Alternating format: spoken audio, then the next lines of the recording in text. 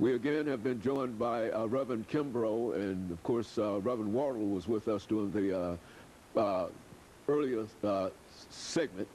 And this is our final segment to talk about the NAACP and some of the challenges of the 2000 of the century in a real sense of 2008. And Dr. Kimbrough, let's see if we can pick up with you and to have you to sort of reminisce over this last segment in terms of African-American participation in the political process, knowing that we have not always been allowed to participate, and then to have Mr. Wardle to join in with us to talk about what young people ought to be doing now in terms of registration for the upcoming political campaign.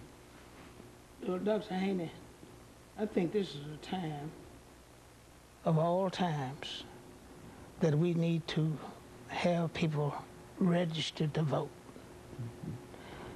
The NAACP has a formula that VR plus VE plus VP equal VE. You need to have people registered to vote. Very good.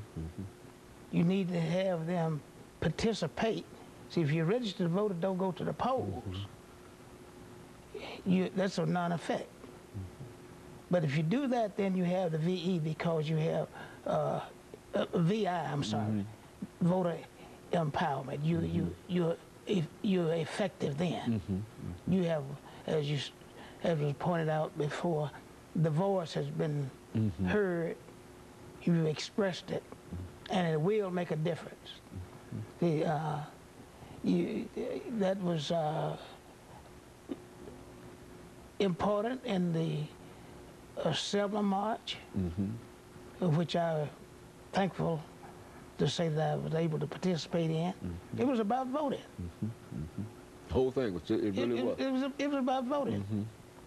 Tent City, Dr. Tommy Martin Young will take a group to Haywood County, I think on the 2nd of next month, viewing Tent City as one of their stops.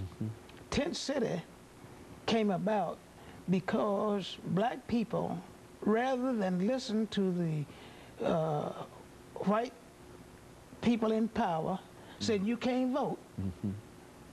Not can't vote, wouldn't allow you to register to vote, put you off the far. So they said, well, you know, we will build our tents. And that's how Tent City came about in the 50s. Rather than be denied of my womanhood, manhood, or humanity. Whatever, humanity. I'll move off of your farm. I don't have to have it. God has something, there's something about freedom that's implanted in my soul that rather than to be a slave, I will be dead and in my grave.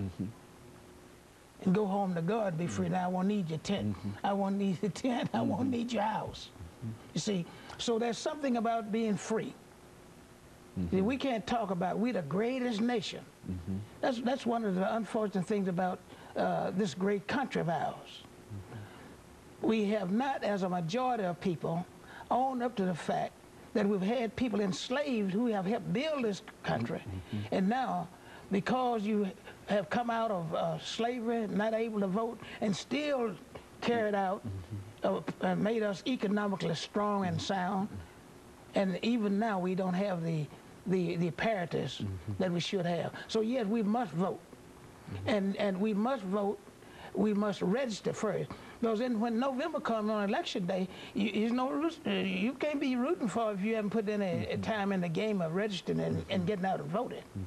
Very good. And of course, Reverend Wardle, looking at your situation as the NAACP on the campus of Tennessee State University, what can you say to young people in reference to this and the importance of the vote now? I want to add on and say that many people are registered to vote. Don't just say, I'm a registered voter and not go to the polls and vote, because what good does it do to be a registered voter and not go to the polls?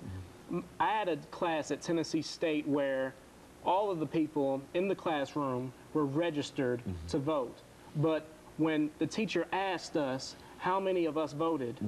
I was the only hand to go up. Now, I don't know if other people were just being shy and just didn't want to raise their hand, and they really did vote.